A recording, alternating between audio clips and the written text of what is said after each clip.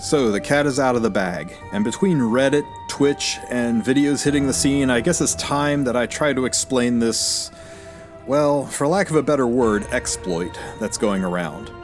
You see, back in May of 2021, Smilegate announced incentives to bring new players back to the game. These incentives were modest and involved a special web event to get some charms as well as some other bonuses. Then at the end of November 2022, along with the ESPA announcement, Epic 7 launched another incentive program to bring back former players with tons of special rewards. And then in August of this year, another upgraded incentive pack was offered to entice old players back to the game. Shockingly, these incentives didn't replace each other, but rather they stacked. In total, these incentives include a 7-day check-in event that gives a complete level 88 speed set, and a complete level 88 counter set with amazing substats. It also gives 10 leafs. It gives you 7 days worth of 9 summons, a net positive of 54 additional Covenant summons in addition to your dailies. It gives a 5-star summon ticket. It gives 700 skystones and 21 purple charms. It will also activate Arky's 7-day growth guide, where you get 3 more Molagora, 50 more Covenant bookmarks, 3 more gear modification selector boxes, another 5-star summon ticket, and a couple of epic gear charms, as well as daily bonuses for playing the game, which include more bookmarks, more Molagora, more loot. It will also activate the Welcome Back event, which is loaded with charms. I don't know what comes with the Day 2 or Day 3 TAS, but I assume it's even more charms. It will also come with a special 2-week-long buff of all buffs at once, even the unequip buff for 2 weeks. And once more, this special buff event stacks with current buff events. So if you overlap this on top of a random buff event, you create the most epic buff event ever. Oh, and one last thing, it also unlocks this new player pack, which has some decent loot in it. I'm just not sure if $30 is worth it, but I don't know. That last reward is basically an equipment pack, so maybe. Pretty good, right? I thought so. So here's the problem. What constitutes a returning player? Well, it's anyone that has not logged in 16 days. That's a very short amount of time. So short, in fact, that people are exploiting this system by taking 16-day breaks from the game while there is a minimal content window in the game. It's pretty safe with new banners, limited, new events, all those lasting typically 3 weeks, and you've only got to take a 16-day break to do this. A bigger issue is it's repeatable. That's right. Every time there's a lull in Epic 7 content, you can take a 16-day break and get all of these returning player rewards again. Trust, I've seen it. I've seen players with dupes of these sets, so I know that you can do it multiple times. Now, you do miss out on 16 days of logging in and playing, but here's the thing. The rewards you get from this return event are so much more than what you get for playing the game for 16 days, and that's a problem.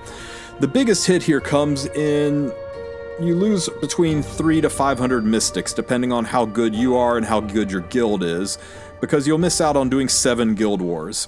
You'll also miss the skystone rewards from arena ends, and you'll potentially miss out on a side story, though if you time it right, I believe you should catch the very beginning or very end of either side story and not miss out on those rewards. The rewards far outpace the cost of missing 16 days. In fact, the skystones are pretty close to equaling out, if not exceeding the ones that you miss. You'll earn more Molagora from the rewards than you would get from playing for 16 days. And, 300 to 500 mystics are likely gone, but if you buy that $30 pack, it has 300 mystics in it, so it can even kind of account for that.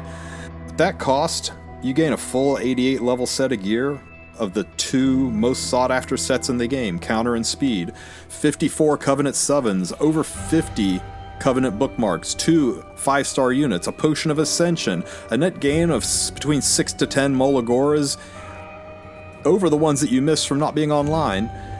You get 3 modification gem selector boxes, a ton of gear charms, and the real sauce is that 2-week stackable buff event. Hunts, runes, AP, unequip, all of it for 2 solid weeks, and it stacks with the normal buff event, and it stacks with scrolls. So You could potentially stack scroll buff event and returning buff event all at once for an epic super buff event. Honestly, I see no way that this isn't patched somehow.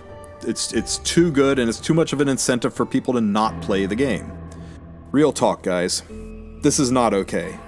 Every day that someone doesn't log into the game, they're that much less likely to log in the next day. A 16-day break will become a permanent break for many people.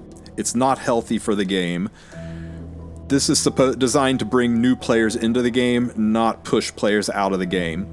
It's also potentially damaging to guilds. Guilds have players that go inactive for 16 days, will wind up kicking people, or just not accomplishing goals that guilds need to complete. It's also exploiting the system for personal gain, which you're not supposed to do. I mean, it's against the terms of service. It's unlikely to be actionable, but still, it's violating the rules, so if you're going to do it, you do you, just maybe don't brag about it. My advice to Smilegate has been to extend the downtime from 60 days to 30 days.